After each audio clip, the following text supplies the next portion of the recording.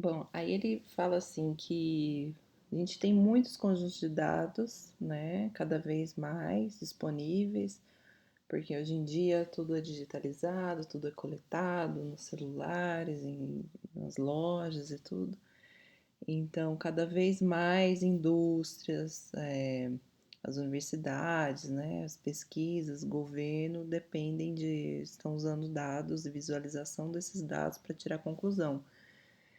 E aqui ele dá um exemplo também que até nos jornais tem também isso muito forte, cada vez mais. Aqui no Brasil também, né? Se você olha a Folha, tem cientistas de dados lá para fazer as visualizações, para informações. E aqui ele coloca um exemplo de um artigo no Wall Street Journal, mostrando o impacto de vacinas, né? Porque sempre, há uns anos, já há alguns anos, né? Já vem as pessoas debatendo que algumas pessoas não querem tomar vacinas, né? Acho que agora a pandemia tá aí, a gente tá desesperado por uma vacina, mas até pouco tempo atrás tinha um grupo crescente de pessoas que infelizmente não estavam vacinando seus filhos e por aí vai, né? Então aqui tem um gráfico, né, de uma vacina de measles é sarampo? Acho que é sarampo. E aí tem o que? Cada estado nos Estados Unidos, ok? Então tinha aqui desde 1900 e alguma coisa, ano a ano, e nos anos 60, fim dos anos 60, não sei, aqui é o certo, foi o quando as vacinas foram introduzidas, então você tem casos de sarampo e depois como eles vão diminuindo. Então a cor clara é quando ele vai diminuindo, é a taxa, e cores mais escuras são taxas mais altas. Então realmente quando você coloca a vacina, isso decai, então realmente é efetivo, os dados mostram isso, né?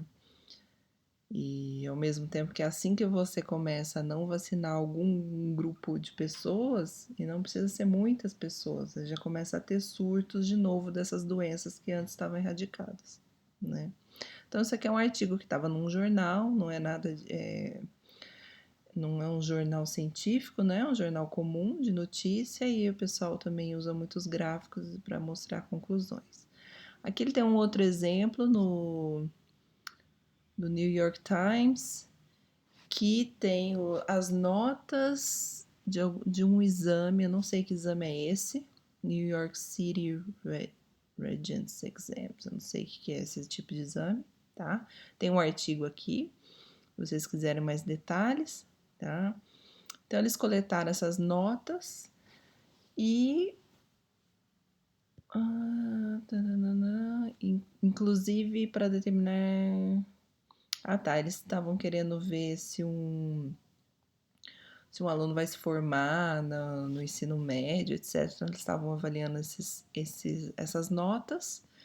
E aí eles viram que tinha esse pico aqui no 65, né? Então você imagina que o comportamento normal seria tipo uma curva normal, mas aí tem esse pico aqui, não tem ninguém no 64, de repente 65, parece estranho, mas na verdade é uma coisa que todos conhecem bem, né? O famoso arredondamento. Ah, só falta 0,1, aquela coisa. Então, teve um arredondamento aqui, porque a nota para aprovação é 65. Se a nota para aprovação fosse no 50, teria provavelmente um pico aqui no 50 também.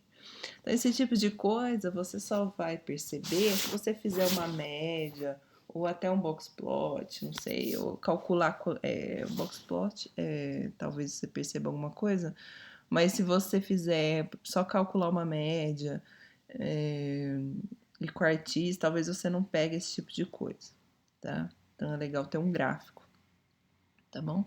Então, ele falou, esse é mais um exemplo de como a visualização de dados pode levar a descobertas que você até nem estava pensando. Então, se, por exemplo, a pessoa às vezes fez esse gráfico aí para olhar uma outra coisa.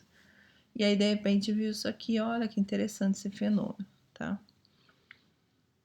Então, pense nesse tipo de fazer gráfico, fazer o que a gente chama de análise exploratória de dados. É como se fosse, é uma ferramenta do estatístico muito forte, é como se fosse um microscópio do biólogo, tá? É uma ferramenta que a gente às vezes esquece de usar, já depois quando vocês aprenderem técnicas mais complexas, modelos de regressão, e aí os testes de hipótese, às vezes a gente quer correr para um teste de hipótese sem fazer alguns tipos de gráfico antes, tá?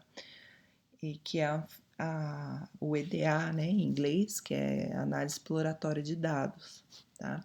E tem um livro famoso do Tukey, né, que é o estatístico, que é o pai da análise exploratória de dados, tá?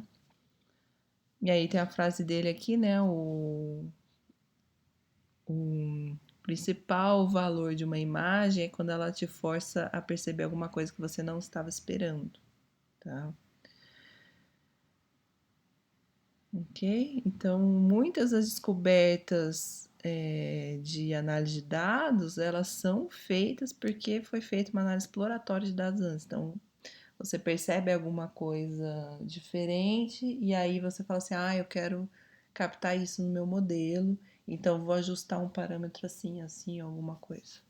Tá? Então é muito importante fazer a análise exploratória de dados e a visualização de dados é uma componente muito importante disso, tá bom? O que mais que ele tem aqui?